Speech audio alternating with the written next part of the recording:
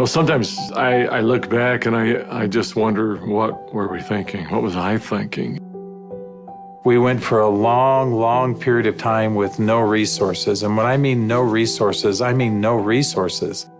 People told us we were crazy to go all in. You know, is this really going to work? I think some of the most beautiful things can emerge through trial and through difficult times. I had been a physician for a long period of time, and I'd had a patient who came to see me, and they would ask me, Dr. Hill, what do you think about the essential oils? And I made the mistake one time of saying, I think that's one of the craziest things I've ever heard. She looked me right in the eye and she said, I am so disappointed to hear that, because that's done more for me than you or any of your colleagues or anyone has ever done for me. And it intrigued me. And over time, I became more intrigued. I became involved with essential oils. And now for the last several decades, this is all that I have focused on and all that I have done. I remember when I first came into the essential oil industry, I thought they were voodoo oils. I thought they were really, really strange. It wasn't long before I started using oils on my kids, and I was amazed at what I was able to do and how it empowered me as a mom to take charge of my family's healthcare. So I was a huge skeptic. Parents were educators. My father was a professor of physics.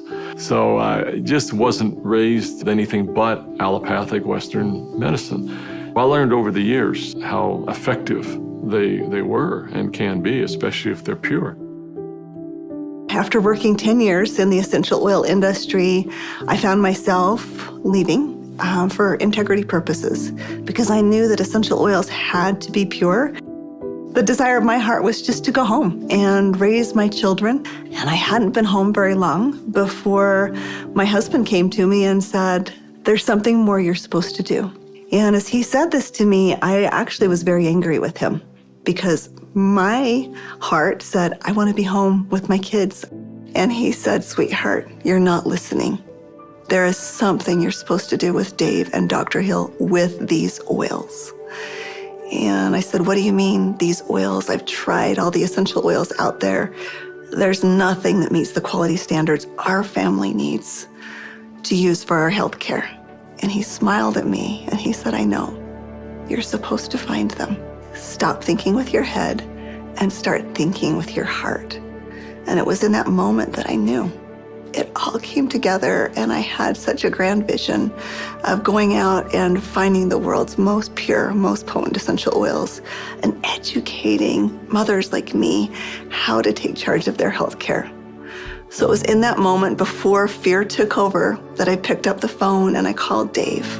And Emily Wright called me at the time and just said, what if we could go out and source the most pure essential oils on the planet and bring them to the world in a mainstream fashion? And he got really emotional. And Dave doesn't get emotional. And actually it was that right then and there, that was the genesis for me. And I just kind of felt strongly like, yeah, we're gonna start a company.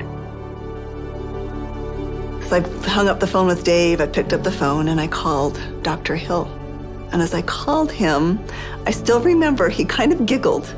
And I said, Doc, this isn't funny. I'm serious about this. What if we could go out and find these pure oils like we've always wanted to do? And what if we could educate people to really understand the power behind these oils? And he said, no, Emily, I'm not laughing because I think your idea is crazy. I'm laughing because I was just getting ready to call you and ask you the very same question. It started with an initial little small meeting in an Italian restaurant. In the far corner, and we met for 5.5 hours until they finally kicked us out of the restaurant because we weren't buying food anymore. And we just started to dream. We would meet anywhere we could find some space to meet. And it was in some strange places. Of course, the basement of the Normal Library was one. We got too rambunctious and they finally kicked us out of the library. Sometimes it was in the basement of our homes. I remember not telling my kids, that I was unemployed and starting a new thing, but the dad was working on a project in the basement. As I did the business plan, I started to realize that this was going to be big. I just knew that with such a good team and product that had changed our lives, we felt like this was going to be significant. So as we began in the spring of 2008, that's when we had a massive falling out with the housing market in the United States. And there was a lot of panic and a lot of fear. We looked at starting this company. The first thing you think is, I got to raise money. I've got to get capital. And we set out to do that initially. And actually ended up, the four of us, back in New York City, visiting with some very high-profile people. And as we gathered together that next morning at that conference table, and we've got, all of these Manhattan-style managers that are meeting with us, and they quizzed us for hours. Finally, at the end of the day, they looked at us and they said, "We believe that your business model is going to work. We believe that you will be successful, and we want to fund your venture. We'll give you $5 million. And we all, of course, felt extremely elated. They were willing to fund the company, but of course they were interested in 51% and control. And I just remember the feeling we had as we walked away from that conference table. And the four of us found ourselves in front of the Statue of Liberty. And I remember looking across the water. Almost as if on cue, as I recall, we all just grew somewhat silent. And as we looked out over the water, and I looked at the Statue of Liberty, what rung true to me is we're doing this to give people freedom. And if we take their money, we can't make people free. And we can't make this dream that we have a reality, because they'll never allow us to bring the quality of essential oils that we know we have to light. Because they'll be looking for an exit strategy, they'll be looking for a return on their investment, and that can't be part of the equation. I remember standing right next to Dave Sterling, and Dave looked at me and in kind of a somewhat shocking way, he asked me, "How much money do you have, Doc?" And I said, I don't know. And he said, "How much can you pull together?"